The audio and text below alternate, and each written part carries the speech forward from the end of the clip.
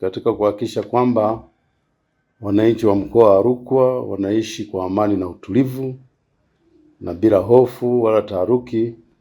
Jeshi la Polisi mkoa wa Rukwa tumeendelea kuchukua hatua kali dhidi ya wale wanaozusha kuibiwa nyeti zao.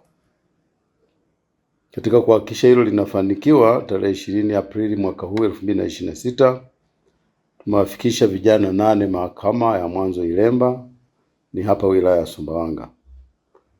Hatua hii ilitokana na vijana hao 8 kumzushia Masanja Joseph Seni miaka 34, ni mkazi wa kijiji cha Ilemba, kwamba wamemuibia nyeti zao na kumshambulia sehemu mbalimbali za mwili wake na kumsababishia maumivu. Vijana hao tarehe 21 mwezi wa 4 2026, baada ya kuwa wamefikishwa mahakamani, 7 kati yao walitiwa hatiani na hivyo wakapewa adhabu ya kifungo cha miezi 6 gerezani kila mmoja. Lakini mahakama vile iliamuru kila mmoja amlipe huyu Masanja Joseph Seni fidia ya shilingi 100,000 kutokana na maumivu aliyokuwa ameyapata.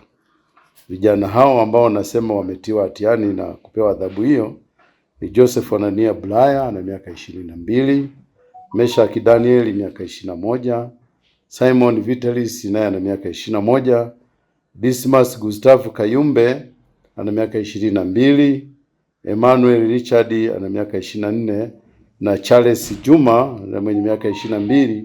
Hawa ni wakazi wa kijiji cha Ilemba. Lakini mwingine ni Erasto Matondwa miaka 19, huyu yeye ni mkazi wa kijiji cha Kaengeza. Mheshimiwa Hakimu Rajabu Ukwaju wakati akitoa adhabu hiyo alisisitiza iwe ni fundisho na onyo kwa wote wanaozusha taharuki zisizo na msingi au sababu, lakini vile kwa wale wanaojichukulia sheria mikononi.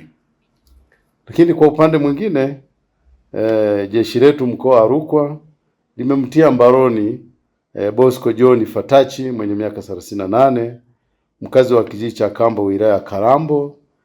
Huyu alikuwa anatafutwa kwa tuhuma za kumshambulia kikatili mtoto mdogo mwenye umri wa miaka 8 baada ya kumtuhumu kwamba mtoto huyo amemwibia pipi zenye thamani ya shilingi 200 dukani kwake. Tunakamilisha tu taratibu ili afikishwe mahakamani. Tunatoa wito, jeshi la polisi mkoa wa Rukwa tunaendelea kutoa wito kwa wananchi waache tabia ya kuzusha kuibiwa nyeti zao. Ni kwamba jambo hilo haliwezekani na kwamba halipo, lakini uzushi huu una madhara makubwa. Kama vile tunaona kuna watu wamepoteza maisha kutokana na uzushi huu, kuna watu wamepigwa na kuumizwa, wengine wamepewa majeraha. Lakini hata wale wanaozusha sasa ndio kama hivi wanapatikana na hatia mahakamani na kufungwa. Haya ni madhara makubwa sana.